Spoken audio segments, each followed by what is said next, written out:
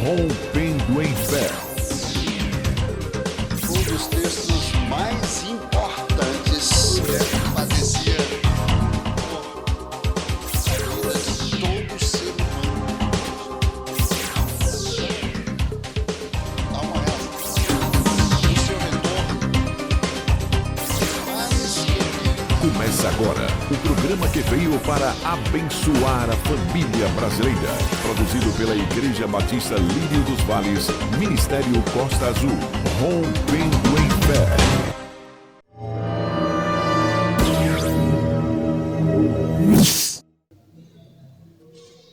Hebreus capítulo 13, versículo 17,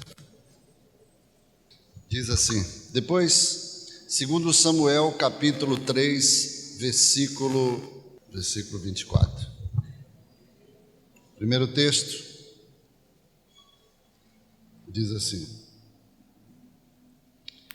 obedecei a vossos guias, sendo-lhes submissos, porque velam por vossas almas como quem há de prestar contas delas, para que o façam com alegria e não gemendo, porque isto não vos seria útil. Agora, segundo Samuel 3, 24.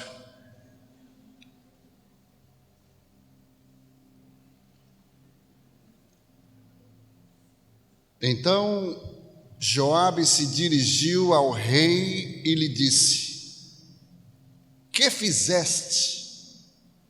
Eis que Abner veio a ti, porque deixaste que ele se fosse em paz. Só até aqui. Amém, graças a Deus, podeis tomar assento.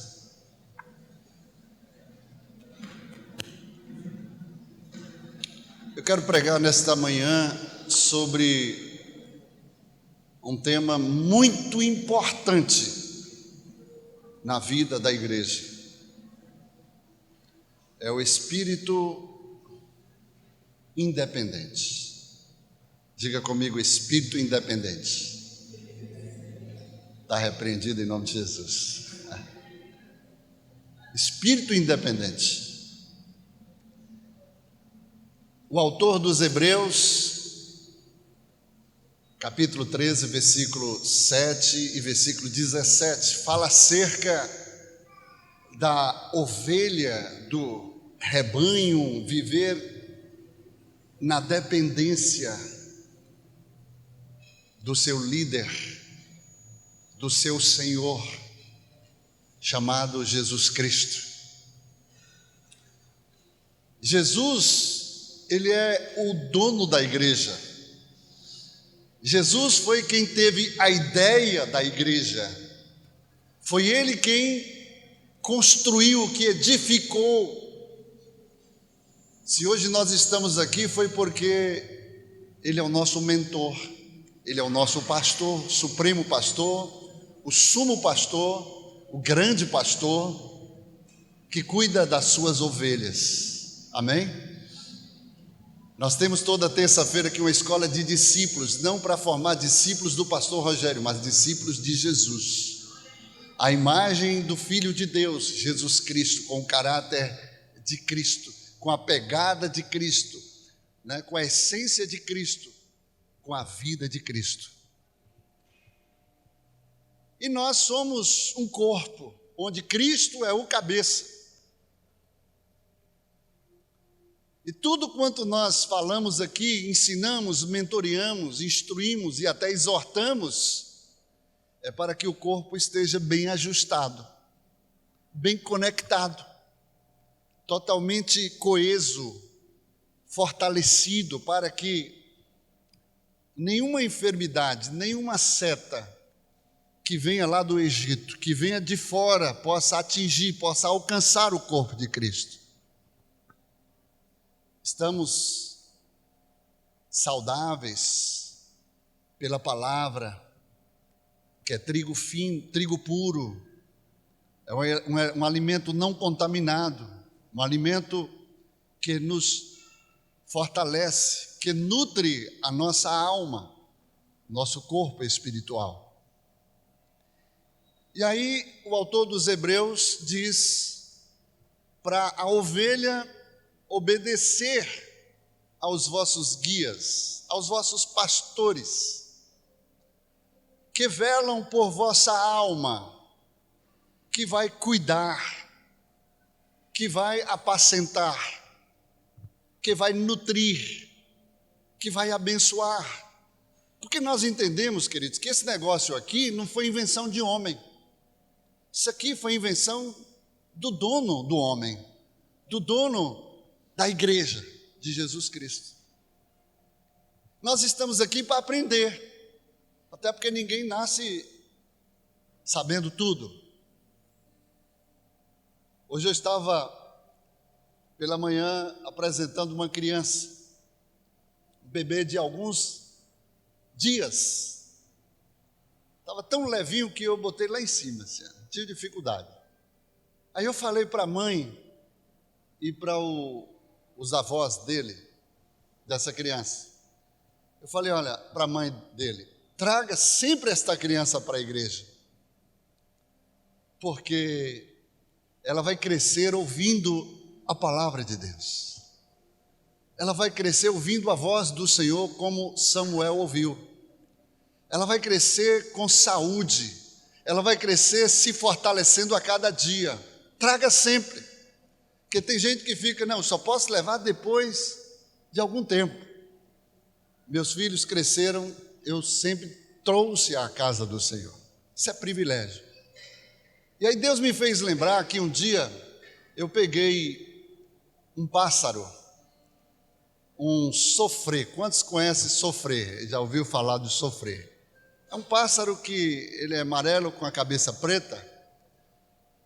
E eu descobri que poderia ensiná-lo a cantar algum cântico. Eu peguei, ele só tinha aquele pelozinho de... não tinha pena nenhuma, era só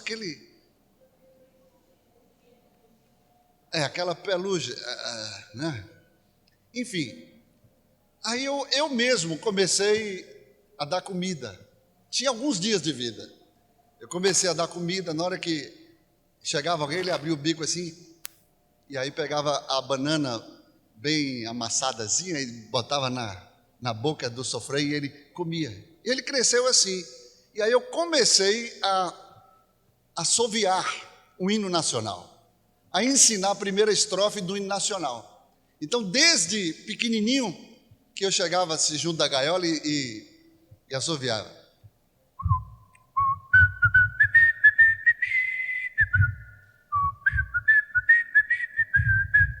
Primeira estrofe. E ele cresceu ouvindo isso. E de repente, aquele sofrer, na hora que me via, ele fazia festa. Ele cantava, ele, né, fazia uma produção cinematográfica. Coisa linda. Eu botava o dedo dentro da gaiola, ele vinha no meu dedo, tirava fora da gaiola, colocava aqui no ombro, e ele ficava e fazia festa, e cantava o hino nacional, a primeira estrofe. Até um dia que um grande fazendeiro teve na minha casa, eu era bem moço ainda, e aí colocou os olhos e quis comprar, eu morava no interior, e aí eu falei, não tem dinheiro que compre esse sofrer. E ele ofereceu, né? Eu não tinha muita noção, mas eu falei, não. Até que passou alguns dias e morreu, do nada. Isso me fez lembrar, queridos, que quando uma criança vem para a casa do Senhor, a gente pensa que ela não ouve nada, não aprende nada, mas não sabes tu que é o Espírito Santo, é quem age na alma e no espírito do ser humano, da criança, assim como Samuel.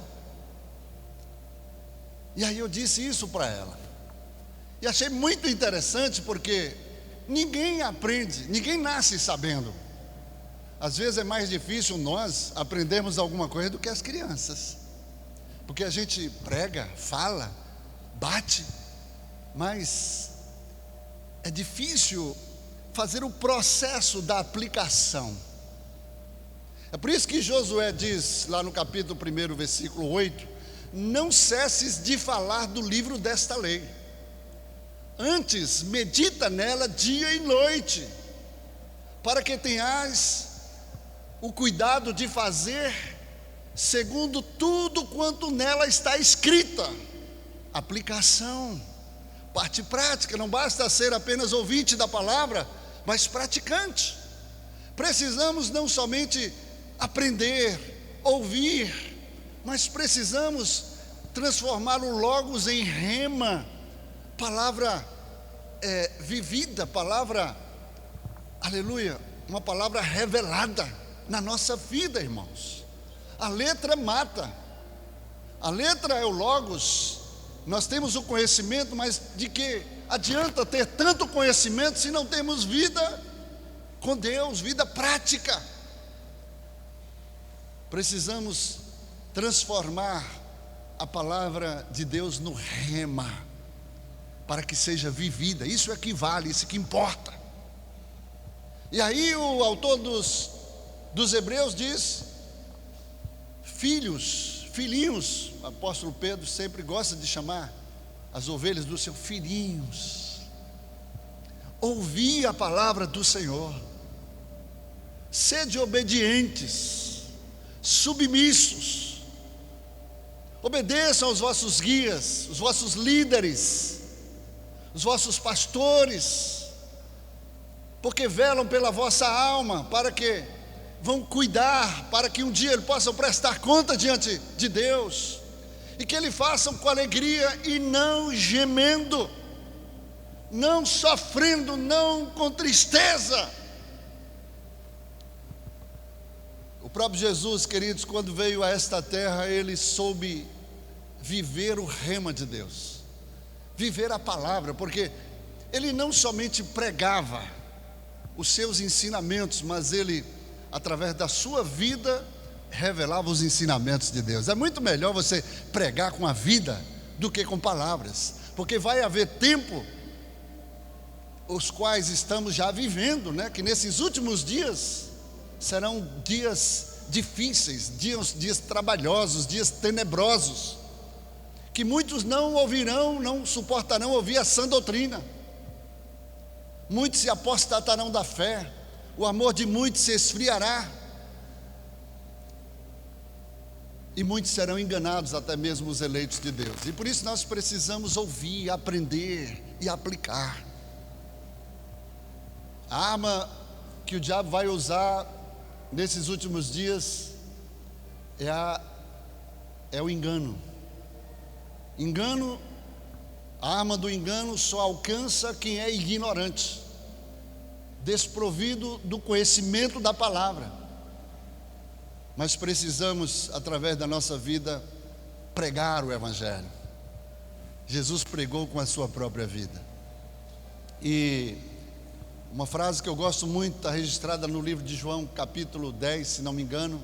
Jesus falou assim: quando eu for levantado da terra, então vocês me conhecerão, saberão quem eu sou, porque eu não faço nada de mim mesmo, mas faço e falo como o Pai tem me ensinado. O Pai sempre está comigo, nunca tem me deixado só. Sabe por quê?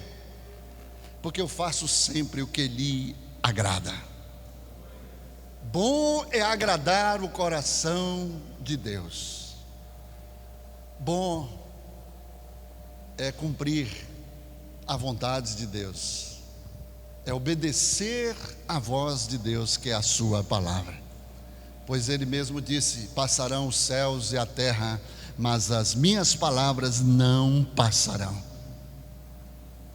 Semana passada eu estava pregando aqui à noite sobre o arrebatamento. Irmãos, como está perto a volta de Jesus. Jesus deu um sinal lá em Mateus 24. Vocês querem saber quando é que eu vou voltar? O dia e a hora vocês não vão saber, nem o filho sabe, só o pai.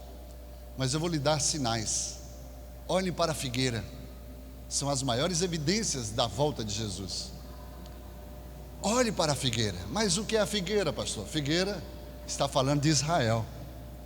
Quando você olha para Israel e vê as profecias se cumprindo, segundo alguns historiadores, de 3.000 profecias para a volta de Jesus, 2.980 já se cumpriram, faltando apenas 20 profecias. E a maioria delas hoje estão voltadas para a figueira, para a nação de Israel. Esse é um ano profético, um ano em que Israel, dia 14 de maio, completou 70 anos. E Jesus falou: passará esta geração, não passará esta geração até que tudo isto se cumpra. Em verdade vos digo, quando Jesus diz em verdade vos digo, passarão os céus e a terra, mas a minha palavra, o que eu estou falando, não passará. Uma geração, segundo Moisés, lá no Salmo 90, dura 70 anos, e o que passar disso é enfado e canseira.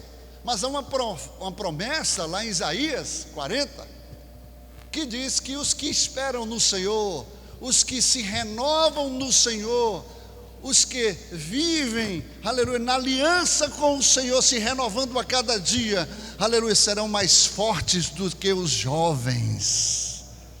Os jovens correrão e se cansarão, caminharão e se fadigarão, mas os que esperam no Senhor subirão com asas como águia, aleluia, renovarão as suas forças, correrão e não se cansarão, caminharão e não se fatigarão. E aí Moisés diz que alguns deles chegam até 80, e o que passar disso é enfado e canseira. Segundo a previsão de Moisés, uma geração vai de 70 a 80 anos. Israel completou 70. Digamos que a geração de Israel vá até 80. Jesus está dizendo: essa geração não vai passar até que o Filho do Homem venha com grande poder e glória nas nuvens com a sua igreja. Hoje nós estamos aqui cumprindo, aleluia, uma profecia em que Jesus falou que não cearia, não tomaria do fruto da videira, até que naquele dia ele estaria conosco. E nós estamos trazendo este memorial à igreja, a memória da igreja, que um dia hoje estamos sendo servidos pelos irmãos, pastores, evangelistas, presbíteros, mas um dia o próprio Jesus, ele vai estar, aleluia, servindo a cada um de nós, assentado na mesa, aleluia. Então, queridos, o próprio Jesus, ele viveu o que ele pregou.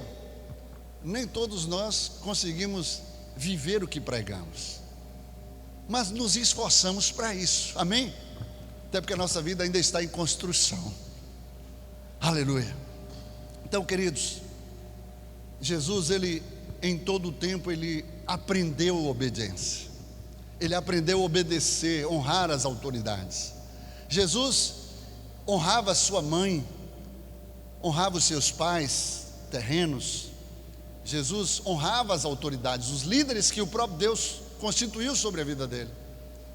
Ele deu exemplo em tudo, ele obedeceu. O apóstolo Paulo diz lá no livro de Filipenses capítulo 2, versículo 5, que ele, sendo Deus, não usurpou o ser igual a Deus, mas antes a si mesmo se humilhou, assumindo a forma de servo em figura humana, foi obediente, se submeteu às autoridades, foi obediente até a morte e morte de cruz, pelo qual Deus o exaltou soberanamente, que deu o nome que está acima de todo nome, onde um dia todo joelho há de se dobrar e toda língua há de confessar que Ele é o Senhor, para a glória de Deus Pai, aleluia. Ele foi obediente, até porque aqui no reino de Deus a gente aprende algo diferente do reino do mundo. Lá no mundo a gente aprende, para ter conhecimento, o ABCD. Aqui a gente aprende primeiro o obedecer. Diga para o irmão que está do seu lado: é melhor obedecer do que sacrificar. Aleluia. Então a obediência é um sistema de bênçãos, que quando a gente pratica, o próprio Deus desata do mundo espiritual sobre a nossa vida. Através da obediência vem milagres sobre a nossa vida. Às vezes a gente nem sabe por que está obedecendo, a gente não precisa entender tudo. Ué, pastor, a gente vai obedecer assim? Depende de quem está mandando. Se quem está mandando tem credibilidade, se você confia, se você constitui como uma autoridade sobre a vida sua, então, queridos, quando você obedece, a consequência da obediência virá sobre a tua vida, que é só bênção. É um sistema de bênçãos, mas a responsabilidade sobre a obediência de quem mandou cai sobre ele. Se você obedeceu a um comando errado de um líder, problema seu é obedecer e vai alcançar o favor de Deus. E o problema do líder é dar conta diante de Deus do que ele mandou, ele comandou, né, para que você assim o cumprisse. Amém? Então é melhor obedecer do que sacrificar. Por que Deus quer a obediência? Porque é a mais alta expressão, de louvor à vontade de Deus. Aleluia. É claro que tem coisas que a gente não tem que obedecer, porque no momento em que você for colocar em xeque a obediência a Deus e a obediência ao homem, aí a Bíblia diz que é melhor obedecer a Deus do que ao homem. Mas quando Deus coloca o homem como autoridade sobre a tua vida, você deve obediência. Amém, queridos? E aí é que surge o espírito independente. Ele não obedece. Ele não gosta de obedecer, ele gosta de viver independentemente. E isso é importante no corpo de Cristo, queridos. O estágio da independência é tão sutil que muita gente nem mesmo se dá conta. As pessoas estão vivendo num mundo em que, às vezes, o se tornar independente é algo que enobrece a vida do ser humano. Mas no mundo espiritual não funciona assim, não. Quando uma pessoa pertence a uma organização, por exemplo, você tem uma empresa e você tem pessoas lá debaixo do seu comando. Toda empresa precisa ter uma hierarquia. Existe um líder, existe um presidente, existe um gerente, existe, né, cada um na sua posição, e ela vai funcionar perfeitamente dentro desta hierarquia. Sim ou não, irmãos? Já pensou se todo mundo lá faz o que quer? Não tem que dar satisfação, não tem que se submeter, virar uma bagunça, nunca vai crescer. Assim a igreja do Senhor, o próprio Jesus foi quem estabeleceu a hierarquia. O próprio Jesus falou: seja Deus cabeça de Cristo. Ele está debaixo, em obediência a Deus, o próprio Cristo. Em tudo viveu em obediência aqui na terra, se submetendo em tudo para fazer a vontade do Pai. Seja Cristo cabeça do homem, seja um homem cabeça da mulher, o cabeça da mulher. Amém? E ambos o cabeça, né, sobre os filhos. Os filhos devem obediência aos seus pais. Então, foi o próprio Jesus que estabeleceu essa hierarquia. Na igreja ele colocou um pastor, colocou outros pastores, auxiliares, colocou líderes. Interessante que aqui eu tinha pessoas aqui na igreja que chegavam e diziam assim para mim: pastor, eu obedeço aqui só ao Senhor, não bota ninguém aqui para me obedecer, eu só obedeço ao Senhor. Eu falei: então você está no princípio luciferiano. Tem muita gente que quer só obedecer ao líder, mas por tabela acaba não obedecendo, porque os líderes assim instituídos, Romanos 13 diz, o apóstolo Paulo, que toda autoridade foi estabelecida por Deus, e não há autoridade que não seja instituída por Deus, e aquele que resiste à autoridade, resiste à ordenação de Deus, e trará para si mesmo condenação, maldição. Quando você obedece a um líder constituído pelo anjo da igreja, você está obedecendo o próprio anjo da igreja. Assim, quando você obedece ao anjo da igreja, você está obedecendo também a Cristo.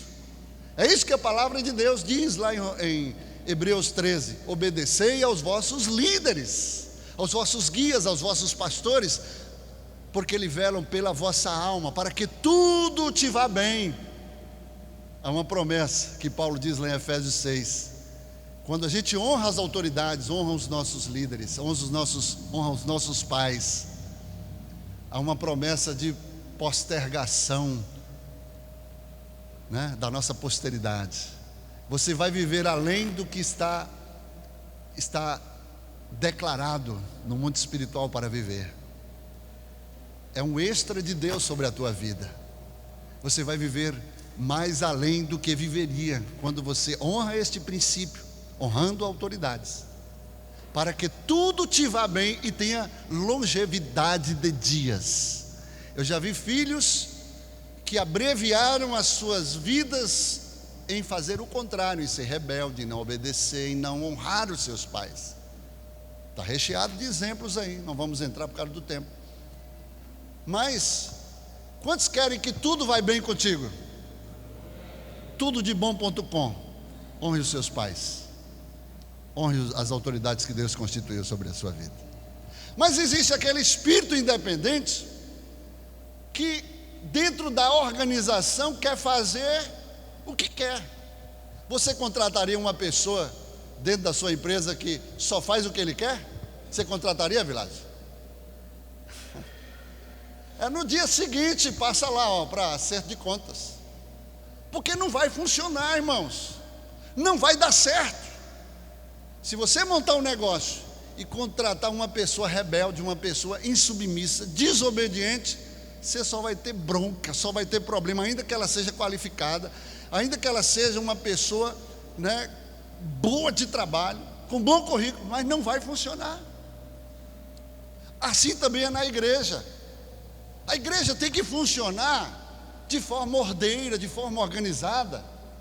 E Deus instituiu a ordem espiritual, a ordem de Deus para a igreja, a ordem de Deus para o lar, a ordem de Deus para as instituições. Foi Deus que instituiu. Então, uma pessoa que pertence a uma organização ou uma igreja e desenvolve uma atitude independente, sabe por que ela se torna? Autônoma.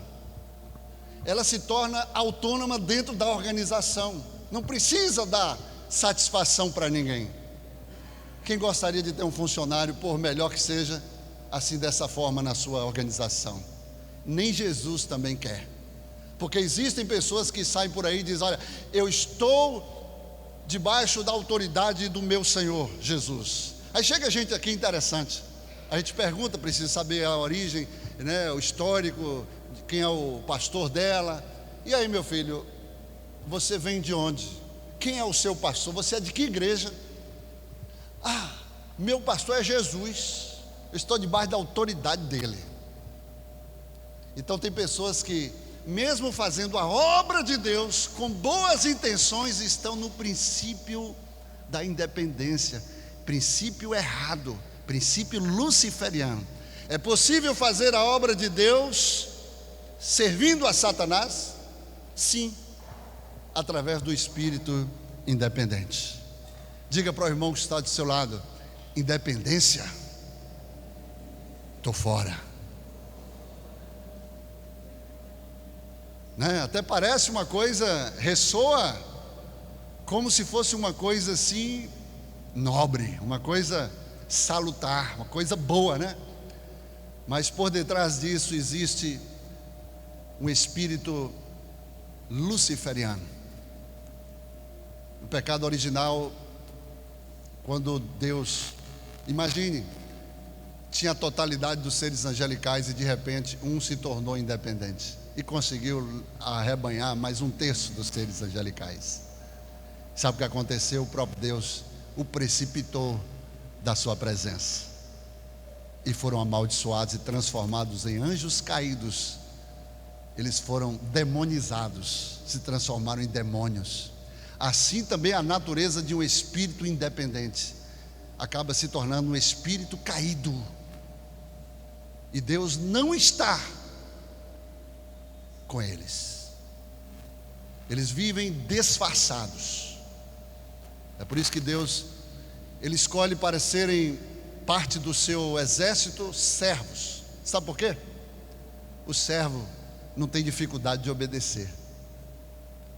O servo está ali para fazer a vontade do seu Senhor, para honrar o seu Senhor, para alegrar o coração do seu Senhor. Foi por isso que Jesus escolheu uma posição aqui para nos ensinar e nos dar o exemplo em ser servo. E o seu ministério foi um ministério serviçal. O Filho do Homem não veio à terra para servir, para ser servido, mas para servir. E através da sua própria vida, Ele deu o exemplo. Ele sendo o Senhor, sendo o Mestre, sendo Deus, tendo a sua roupagem celestial de glória e de majestade, Ele se despojou de todos os seus atributos e assumiu a forma de servo em figura humana. Foi humilde e obediente até a morte, e morte de cruz, pelo qual Deus o exaltou. Você quer ser exaltado, irmão? Então aprenda com Jesus, o modelo está na vida dele. Aleluia. Se você quer ser abençoado, se você quer ser alguém que seja honrado pelo reino de Deus, seja humilde e seja servo.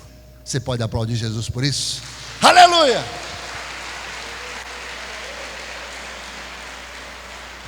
Então o espírito independente é parte de uma organização ou igreja que só faz o que ela quer.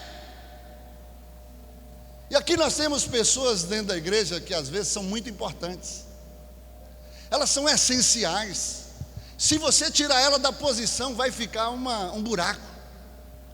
Mas ela só faz o que ela quer. São pessoas importantes, porém dão trabalho ao líder. Acende cada fogueira e o líder, o pastor, vai ter que ir lá como bombeiro espiritual lá para apagar o fogo estranho. E onde é que entra, pastor, o texto que o senhor leu, o segundo texto? É uma história que vocês precisam conhecer, que está registrado aqui, começa aqui no segundo livro de Samuel, capítulo 3, 4, aí você vai ver a história dos valentes de Davi. Davi tinha dos valentes. Davi chegou a ter 600 valentes. E um valente de Davi valia por 1000 de qualquer outro exército. E esses valentes foram treinados por Davi. Davi começou uma igreja lá na caverna de Adulão e pegou os desalmados, amargurados de alma, endividados, gente só complicada. E Davi teve essa habilidade, essa capacidade de transformá-los, e transformou em um exército de elite. Esse exército, durante a opressão do rei Saul, perseguindo o rei Davi, porque representava uma ameaça para o seu trono, Davi foi para o deserto e lá se especializou, fazendo das cavernas as suas moradas.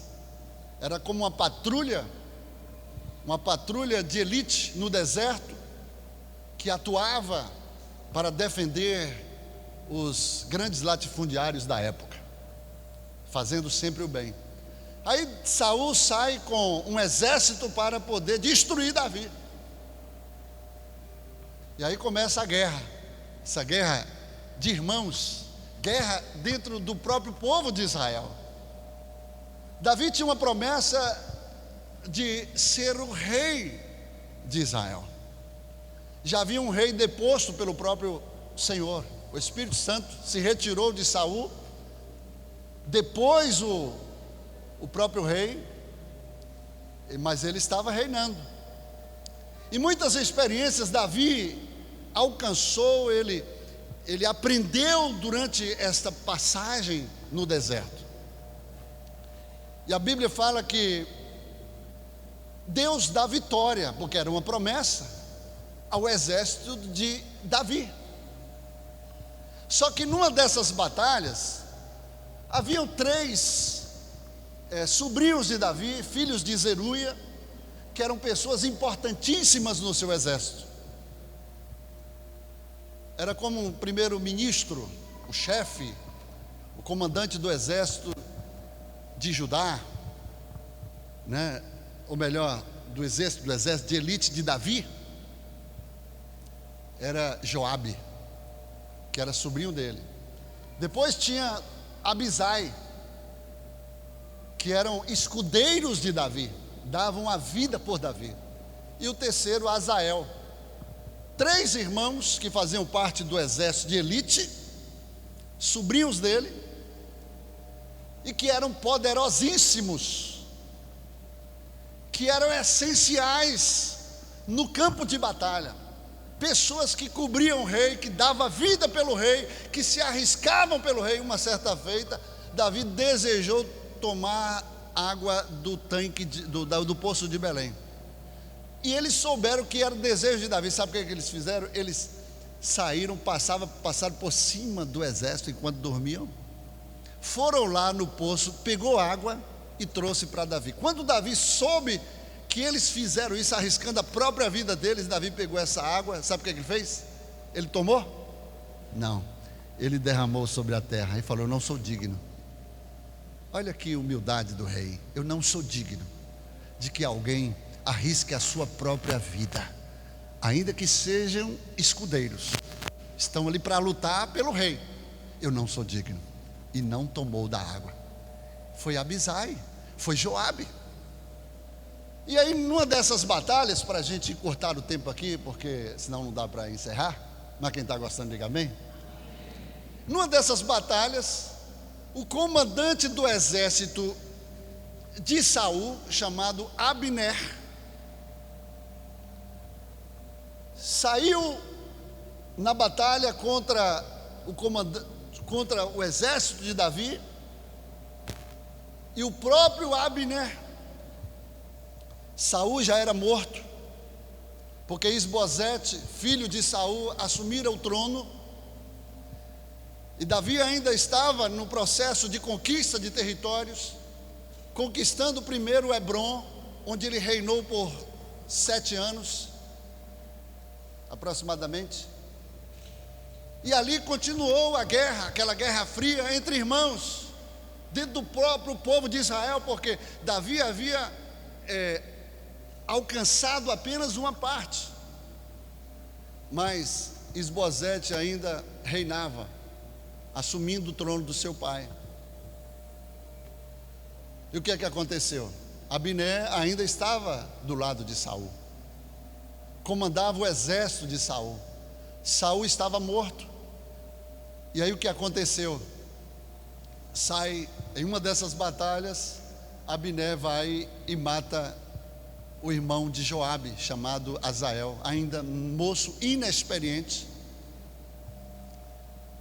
E aí entra no coração de Joabe de que ele se vingaria do sangue do seu irmão. Quando o exército de Saul se entrega, e o próprio Abner, ele se encarrega de fazer esta junção, sabendo da profecia e da promessa de que Davi reinaria sobre todo Israel, e Deus usou Abner para fortificar, para fortalecer o exército de Israel, trazendo a unidade do corpo. Então Abner vem a Davi e se entrega, propõe a paz, se coloca na posição para fortalecer. E Davi então entende que era Deus usando Abner para aquele propósito. E aí Davi prepara um banquete para Abner, e então consolida a unidade do exército de Israel. Só que Joabe, sabendo disso, Joabe não gostou, irmãos. Aí entra o texto que nós lemos, versículo 24: Então Joabe se dirigiu ao rei e lhe disse: que fizeste? Irmãos, olha, um subalterno, ainda que seja um comandante do exército, chega para o rei e diz: que fizeste? Né? Que fizeste? Como se fosse uma afronta. O que você fez? Eis que Abner veio a ti, porque deixaste que ele fosse em paz? Versículo 25. Tu sabes que Abner, filho de Ner, veio para enganar-te e para conhecer a tua entrada e a tua saída, e para saber a respeito de tudo quanto fazes.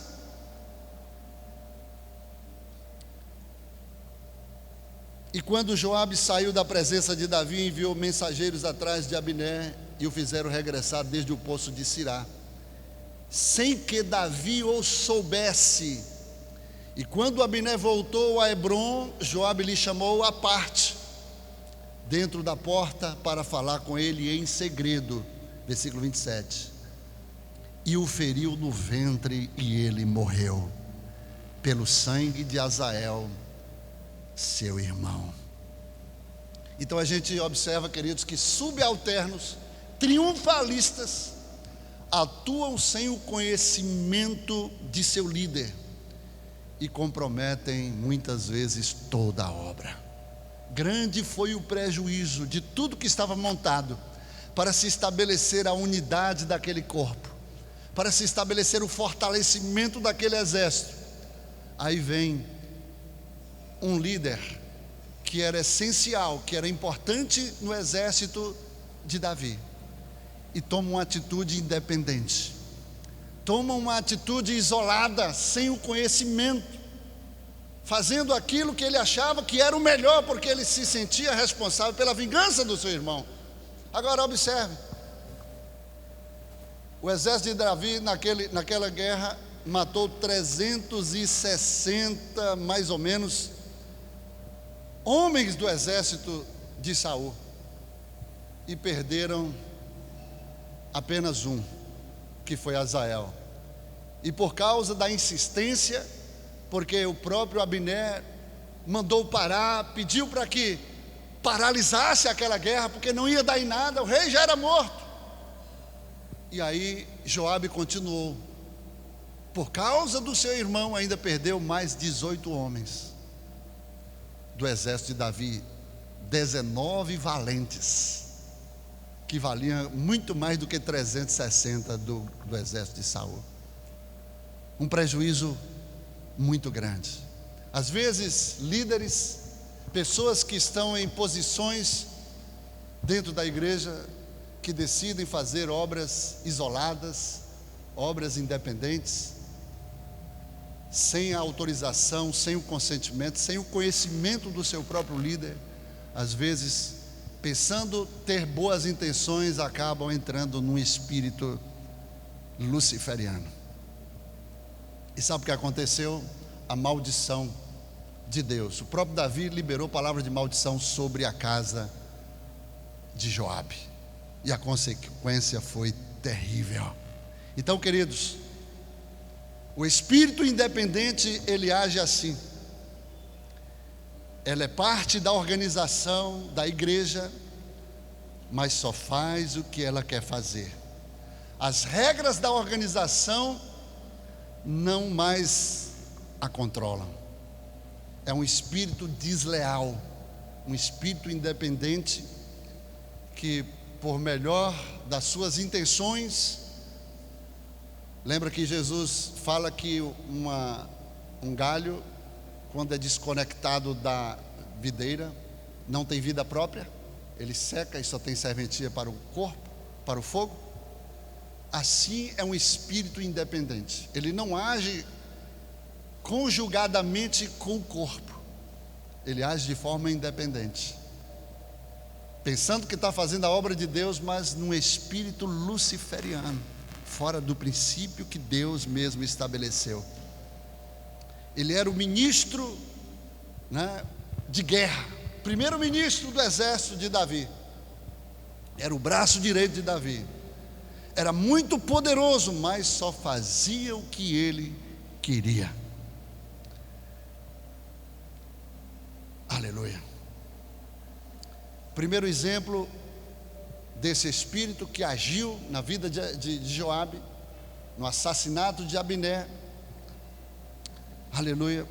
Ele recebeu a maldição de Deus, porque agiu de forma independente. A gente vai agora, para a gente encerrar, um outro exemplo.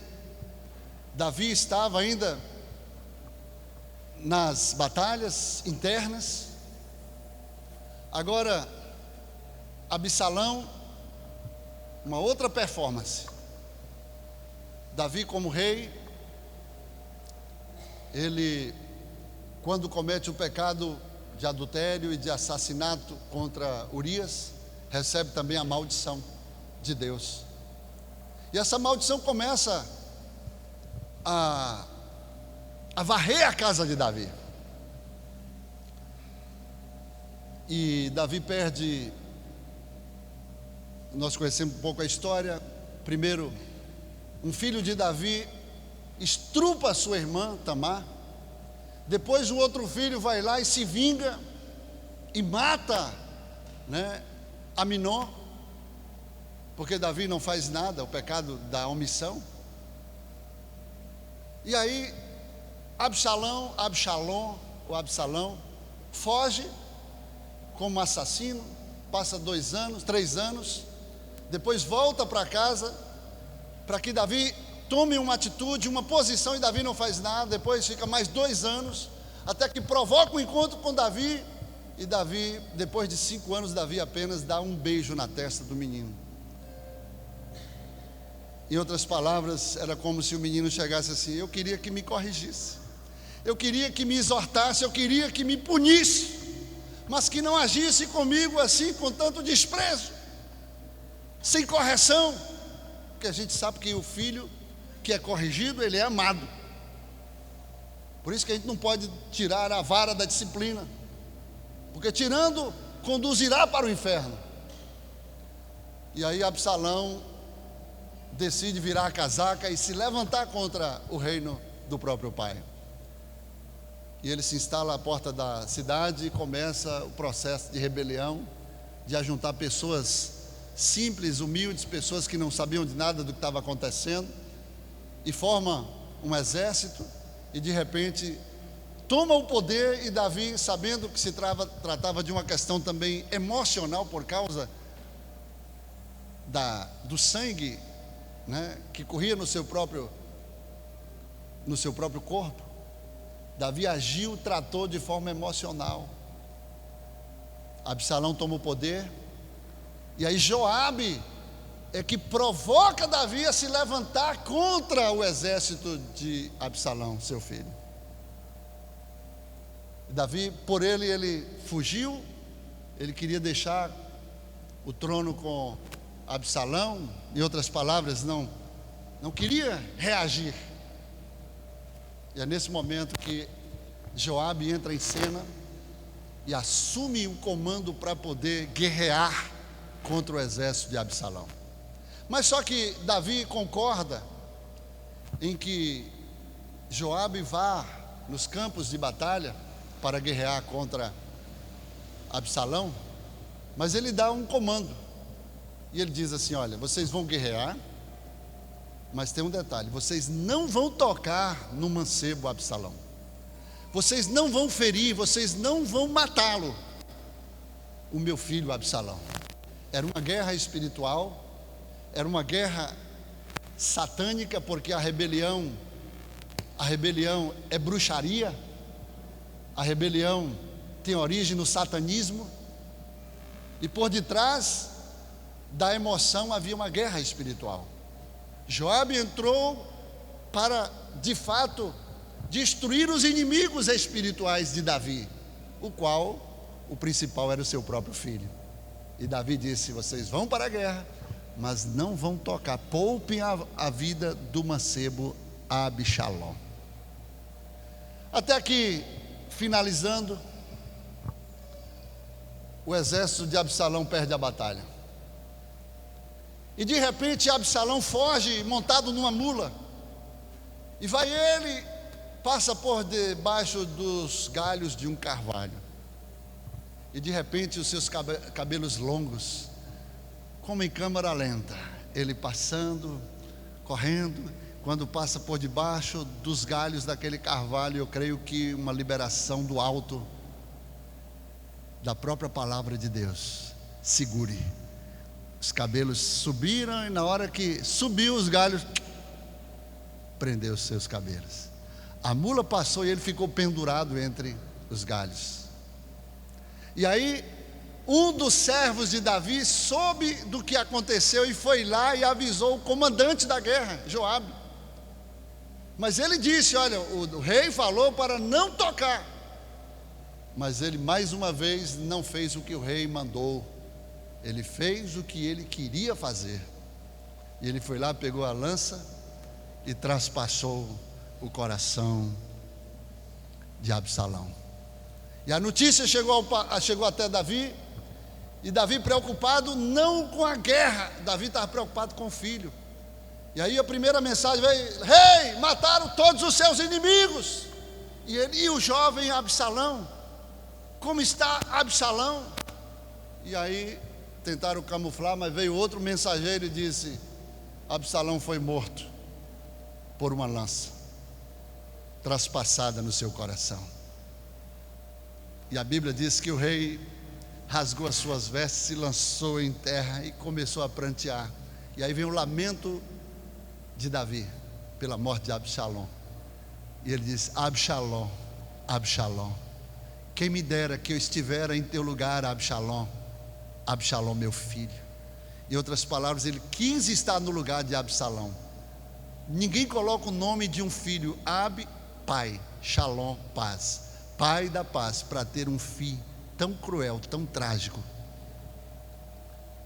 E Davi chorou amargamente a morte do seu filho. Em outras palavras, assumindo a própria culpa dos seus pecados, principalmente o pecado da omissão, que ele poderia, quem sabe, até reverter o quadro, ou abrandar a sentença, mas não fez. E eu encerro dizendo para você que, mais uma vez, o espírito independente na vida de Joabe tomou uma atitude isolada, contrária à vontade do rei. E no final do mandato do governo de Davi, quando Davi já era velho, estava doente, acamado, o próprio Joabe, ele pega um outro filho de Davi, sabendo que a promessa e a profecia estava sobre Salomão, e ele toma Adonias e junta com um sacerdote, Abiatar, para ungir Adonias como rei no lugar de Davi. E aí Davi, sabendo disso, Davi mais uma vez agora entra em cena, chama o sacerdote Natã, ou o profeta Natã e mais outro sacerdote, e unge a Salomão no seu lugar no trono de Israel, e dá um comando para Salomão. Salomão ainda era inexperiente, e Davi diz para Salomão: meu filho Salomão, eu quero te trazer aqui uma experiência, um exemplo de algo que eu não consegui dentro do meu reino. Eu não consegui abortar esse câncer, eu não consegui destruir este mal. Ele era tão importante que ele dava até e arriscava a sua própria vida por mim, mas eu não conseguia dominá-lo.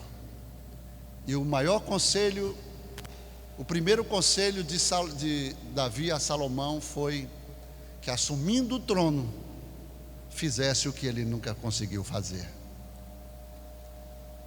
mandar matar a Joabe. E não matou somente a Joabe, matou também a Adonias, que ousou tomar o trono, porque a profecia era sobre ele. Então, queridos, o que eu aprendo aqui? É que muitas vezes Existem pessoas dentro da igreja que são importantes, pessoas que a gente conta, pessoas que dão a sua própria vida, o seu próprio sangue, pessoas que às vezes a gente acha que são insubstituíveis, estão fazendo a coisa certa no princípio errado, porque não se submetem, não obedecem, não honram as autoridades. Eu tinha uma ovelha aqui que dizia: pastor, aqui eu só obedeço ao Senhor. Era Satanás, quebrando princípios, porque Deus foi quem constituiu líderes, autoridades, e Deus arrancou daqui, irmãos. O próprio Deus às vezes se encarrega de fazer a limpa, coisas que a gente não consegue fazer, às vezes com um coração pastoral, aquele coração de mãe, coração que é incapaz às vezes de provocar uma cisão, provocar uma cirurgia que vai doer, que vai fazer falta, mas Deus conhece a natureza, o próprio Deus se encarrega, porque a obra não é do homem, a obra não é do pastor, a obra é do próprio Deus. E às vezes a gente fica: mas fulano, ciclano saiu. Tem pessoas ou pastores que já têm um coração mais assim: graças a Deus, Senhor, o Senhor arrancou uma peça que impedia da igreja crescer, da igreja florescer, apesar de ser importante.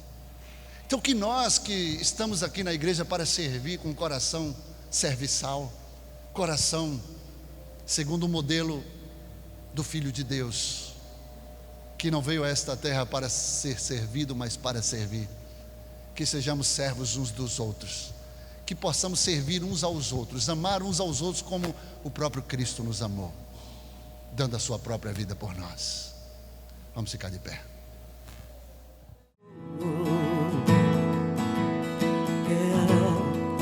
Foi a minha decisão, Jesus amado,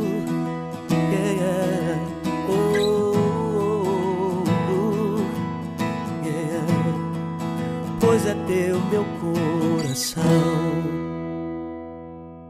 Produzido pela Igreja Batista Lírio dos Vales, Ministério Costa Azul, rompendo em fé.